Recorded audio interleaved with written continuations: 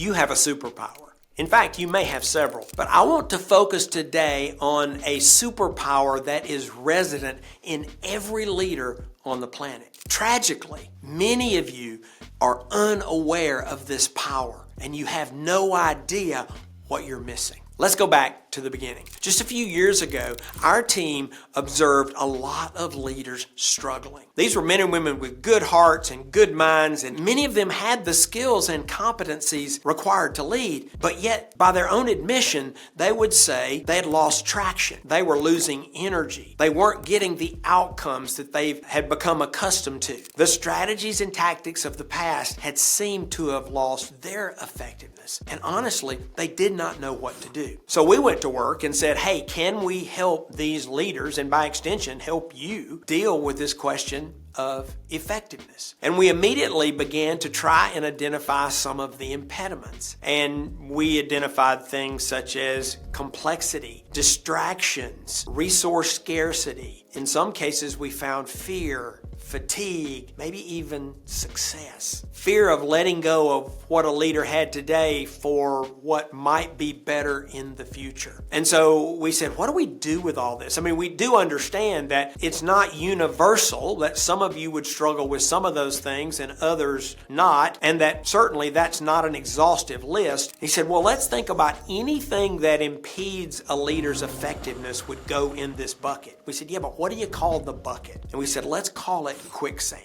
because we think that's an appropriate metaphor, something you probably didn't go into by choice, that once you're there, you understand its power, and if you're not careful, you'll feel hopeless and helpless. And so we said, okay, let's figure out how to eliminate the quicksand. Well, that was a fool's errand, and we didn't spend much time on it, and we said, yeah, we're not going to be able to do that. In fact, many of those things I just mentioned are probably going to increase as we move into the future. But we noticed something curious in our research. We had a group of leaders who didn't spend much time in quicksand, and if they ever found themselves in it, they got out quickly. And we said, let's study them. Let's figure out how they do what they do. Now, we also made an observation that if you're in quicksand, you really only have three options. The first is to keep swimming, which is a normal and natural reaction, I think, from a leadership perspective, because we've probably been raised with this mantra that when the going gets tough, the tough get going. And we know we're supposed to lead by example.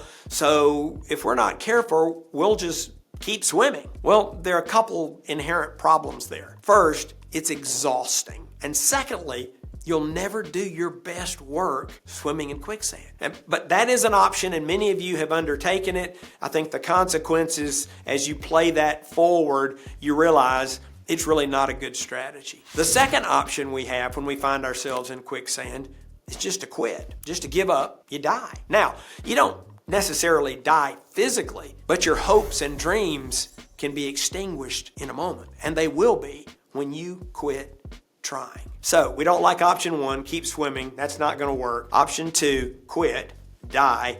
That's awful. So what is the only other option? And that is to escape. So as we're doing this work, we were reminded of a scene from a movie. Many of you have seen Indiana Jones and the Last Crusade, and I'll try not to give too much of a spoiler here, but for those that have seen the movie, you'll remember as it neared its climax, Indiana Jones had been on a quest to look for the Holy Grail, the mythical cup of Christ that, as legend had it, would give those who drank from it eternal life. And so he's been looking for this cup throughout the movie. And so he finds himself in a cave. Oh, by the way, it's being guarded by a knight who has supposedly been there for 700 years, which gives a little credence to the live forever idea, but that's not the point of the story. So he finds himself in this cave and all of these cups, and he's got to choose which one he thinks is the cup of Christ. Well, while he's debating this decision,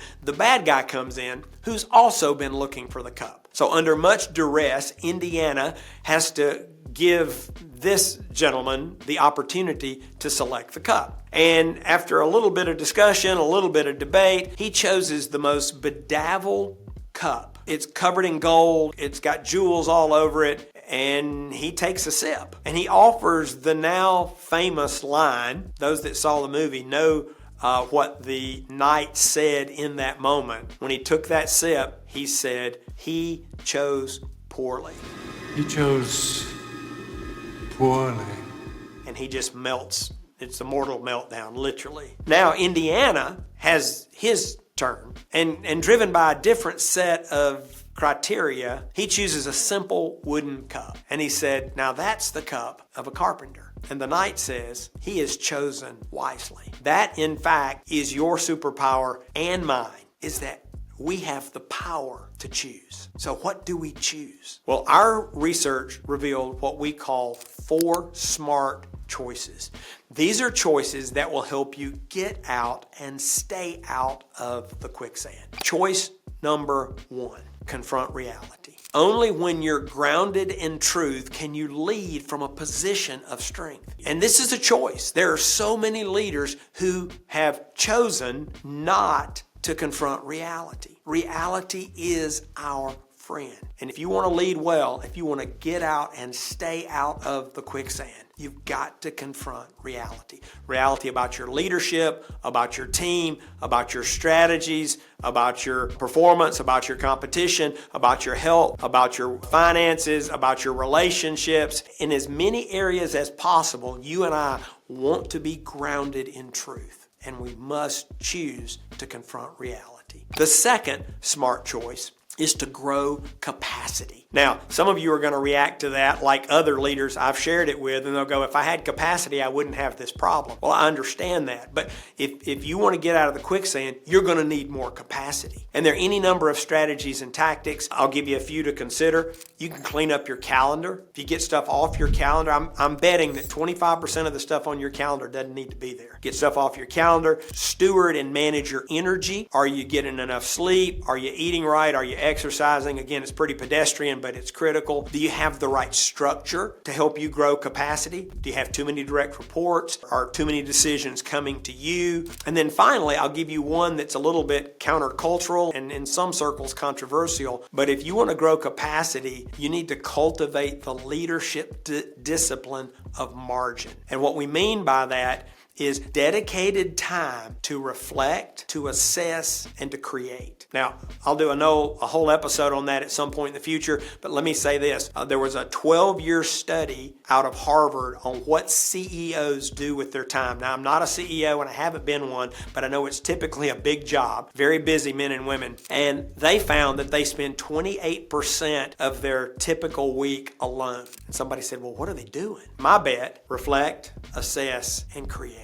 I think if you'll carve out an hour or two, I don't know what the right number is for you, but start with an hour or two next week and reflect, assess, and create. I think what you'll quickly find is that's probably the most valuable time on your calendar. If you're not doing that, who's doing that for your team or your organization? The third smart choice is to fuel curiosity. I've been asked before, is there a leadership fountain of youth? And what I used to say was, I hope so, because I want to add value to my last breath. What I would say today is there is absolutely a leadership fountain of youth, and it's called curiosity. And you and I can do things to fuel that. It was in us as children, and slowly and systematically, for most adults, it has been eradicated. We need to ask more questions. We need to engage in curiosity conversations. There are any number of strategies, but my challenge to you and the challenge to myself is continue to learn and grow.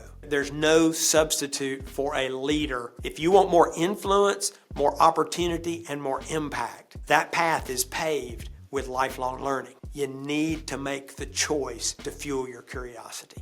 And then the fourth and final smart choice is to create change. There are too many leaders out there, perhaps, who even make those first 3 choices, but they never get out of the quicksand. They never have the impact that they could have because they're unable or unwilling to create change. At the end of the day, that's the final step because you want to get out of the quicksand. And there's a lot that could be said about why you want to get out. Yes, I've referenced efficacy and other things, but think about those around you. If you're in quicksand, there's a really good chance they are, and you can't help them out if you're in it. You've got to get out. You've got to get to the high ground, to the dry ground, to the solid ground, so that you can lead well. And these 4 choices are actually the stepping stones for your escape. I'll close with one more movie reference. Some of you saw the Harry Potter series of movies, and one of my favorite moments was in the very first movie. And if you don't know the storyline, young Harry was a wizard and